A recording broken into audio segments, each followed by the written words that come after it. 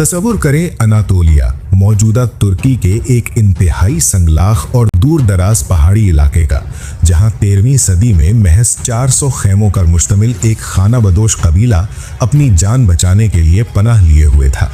उनके पास ना कोई पक्का घर था, ना कोई बड़ी फौज और ना ही कोई खजाना। लेकिन उस कबीले के सरदार ने एक रात ख्वाब देखा, एक ऐसा ख्वाब जिसमें उसके सीने से एक दरख्त उगा और उसकी शाखों ने एशिया, यूरोप और अफ्रीका 3 बर्रे आज़मों को अपने साए में ले लिया। ये ख्वाब किसी दीवाने की बढ़ नहीं था, बल्कि ये तारीख की सबसे अजीम, सबसे तवील और सबसे ताकतवर इस्लामी सल्तनत की बुनियाद थी। ये दास्तान है सल्तनत उस्मानिया की, एक ऐसी सल्तनत जिसने 600 साल तक दुनिया के नक्शे पर हुक्मरानी की, जिसके तख्त पर 36 सुल्तान बैठे और जिसके उरूज ने यूरोप को घुटने टेकने पर मजबूर कर दिया, लेकिन जिसका जवाल इतना ही दर्दनाक और रुला देने वाला था। कहानी शुरू होती है 13वीं सदी में, जब चंगेज खान के मंगोल तूफान ने वस्ती एशिया को राख कर दिया था। इस तबाही से बचने के लिए काई कबीले के सरदार अर्तुगरुल गाजी ने अपने कबीले को अनातोलिया के साहिलों पर ला बसाया। अर्तुगरुल ने सल्जोकी सल्तनत की तरफ से बाज़ंतीनी ईसाइयों के खिलाफ बहादुरी से जंगें लड़ी और एक छोटी सी जागीर सोगुत हासिल की। 1281 में अर्तुगरुल की वफात के बाद उनका बेटा उस्मान गाजी सरदार बना। उस्मान ने उसी सोगुत की मिट्टी में अपने ख्वाबों का वो बीज बोया जिसे आज हम सल्तनत उस्मानिया कहते हैं। 1299 में उस्मान गाजी ने खुद को एक आज़ाद रियासत का हुक्मरान अमीर करार दिया। उसने इंसाफ और बहादुरी से मकामी लोगों के दिल जीते और बाज़ंतीनी किलों को फतह करना शुरू किया। इसी उस्मान के नाम पर इस सल्तनत का नाम उस्मानिया यानी ऑटोमन पड़ा। उस्मान के बेटे और खान गाजी ने सल्तनत को एक रियासत की शक्ल दी। उसने बोरसा फतह किया, पहला सिक्का जारी किया और पहली बाकायदा फौज बनाई। फिर कुदरत ने उस्मानियों का साथ दिया। एक जल्जले के बायस यूरोप के साहिल गैलीपोली के किले की दीवारें गिर गईं और उस्मानी फौज ने समंदर पार करके यूरोप में अपना पहला कदम रख दिया। फिर आए सुल्तान मुराद अव्वल, जिन्होंने दारुल हुकूमत एशिया से निकालकर यूरोप के दिल एद्रीना में मुंतकिल कर दिया। मुराद अव्वल ने ही तारीख की वो खौफनाक और नाकाबिल शिकस्त फौज बनाई जिसे यनीचरी कहा जाता था। ये वो सिपाही थे जिनका कोई घर, कोई खानदान नहीं होता था। उनकी जिंदगी का वाहिद मकसद सुल्तान के लिए लड़ना और मरना था।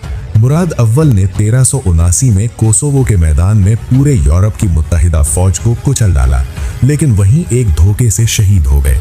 मुराद के बाद बायजीद यल्दरम यानी बिजली तख्त पर बैठा। उसने यूरोप की सबसे बड़ी सलीबी फौज को निकोपोलिस के मैदान में खाक में मिला दिया, लेकिन उसका गुरूर उसे 1402 में जंग अंकारा में अमीर तैमूर के सामने ले आया।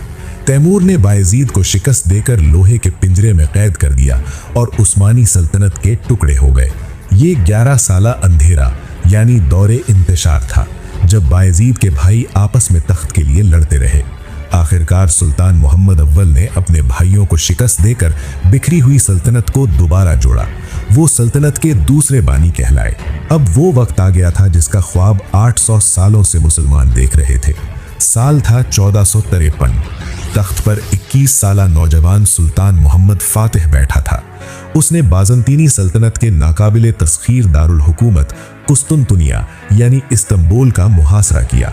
जब समंदर का रास्ता रोका गया तो उस नौजवान ने रातों रात 70 जंगी जहाज़ों को पहाड़ों पर चलाकर समंदर में उतार दिया।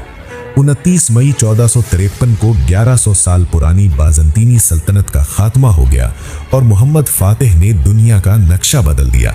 इस्तांबुल अब इस्तांबुल बन चुका था। 16वीं सदी में सल्तनत अपने उरूज पर पहुंची। सुल्तान सलीम अव्वल या यावुज़ सलीम ने सिर्फ 8 साल हुकूमत की, लेकिन उसने मिस्र और शाम फतह करके ममलूक सल्तनत का खात्मा कर दिया। इस अजीम फतह के बाद मक्का और मदीना की चाबियां उस्मानियों के पास आ गईं और अब्बासी खलीफा ने खिलाफत का ताज सुल्तान सलीम के सर पर रख दिया। अब उस्मानी सुल्तान बाकायदा खलीफतुल मुस्लिमीन बन चुके थे। सलीम के बाद उनका बेटा सुल्तान सुलेमान आलीशान तख्त पर आया। उसने 46 साल हुकूमत की। ये सल्तनत का सबसे सुनहरा दौर था। उसके बहरी बेड़े, जिसकी क़ियादत खैरुद्दीन बारबरोसा कर रहा था, ने बहरे रूम पर कब्जा कर लिया। सुलेमान ने हंगरी फतह किया और ऑस्ट्रिया के दारुल हुकूमत वियना की दीवारों तक पहुंच गया। इस दौर में सल्तनत का रकबा 5.2 मिलियन मुरब्बा किलोमीटर तक फैल चुका था। सुलेमान की मौत के बाद ज़वाल की घंटी बजने लगी। 16वीं और 17वीं सदी के सलातीन कमज़ोर थे। उन्होंने मैदान जंग छोड़ दिया और हरम के महल्लात में आराम तलबी का शिकार हो गए। ताकत का मरकज़ वालिदा सुल्तान और वज़ीरों के हाथ में चला गया। इसे तारीख में ख़वातीन की सल्तनत कहा जाता है। यनीचरी जो कभी सुल्तान की ताकत थे, अब उनके लिए खतरा बन गए। उन्होंने मर्जी से सलातीन को तख्त से उतारा और कत्ल किया। 1683 में दूसरी बार वियना का मुहासरा किया गया, लेकिन इस बार यूरोप की मुत्तहिदा फौज ने उस्मानियों को इबरतनाक शिकस्त दी। ये वो दिन था जब उस्मानियों के दिफाई जंगें जीतने का सिलसिला शुरू हुआ। 18वीं और 19वीं सदी तक आते आते रूस, बरतानिया और फ्रांस सल्तनत के गोशे नोचने लगे। सल्तनत माशी तौर पर दिवालिया हो चुकी थी। यूरोप ने इसे यूरोप का मर्दे बीमार का नाम दिया। इस गिरती हुई इमारत को 19वीं सदी के आखिर में एक सल्तनत ने सहारा दिया। वो थे 34वें सुल्तान अब्दुल हमीद सानी। जब चारों तरफ से दुश्मन गिद्ध की तरह मंडला रहे थे, तो इस अकेले सुल्तान ने आईन मुअत्तल करके 33 साल तक सल्तनत को रोके रखा। उन्होंने यिल्दिज महल में बैठकर एक ऐसी खौफनाक खुफिया एजेंसी यानी इंटेलिजेंस एजेंसी बनाई कि यूरोप को आपस में लड़ाए रखा। लेकिन 1908 में यंग तुर्क्स यानी नौजवान तुर्कों की बगावत ने सुल्तान अब्दुल हमीद सानी को माजूल कर दिया और सल्तनत अपने तारीख तरीन दौर में दाखिल हुई। यंग तुर्क्स के लीडरों अनवर पाशा, तल्लत पाशा ने सल्तनत को जर्मनी के साथ मिलाकर पहली जंग अजीम में झोंक दिया। ये एक भयानक गलती थी। हालांकि 1915 में गलीपुली की जंग में उस्मानियों ने बेमिसाल कुर्बानियां देकर इस्तांबुल को बचाया, लेकिन मशरिक़ वुस्ता में बरतानिया ने अरबों को बगावत पर उकसा दिया। लॉरेंस ऑफ अरेबिया के जरिए मक्का, मदीना, दमिश्क, बगदाद और यरूशलेम सब कुछ हाथ से निकल गया। 1918 में सल्तनत उस्मानिया हार गई। फातिह मुमालिक ने इस्तांबुल पर कब्जा कर लिया और मुआहिदे सेवरे के तहत तुर्की के टुकड़े टुकड़े कर दिए।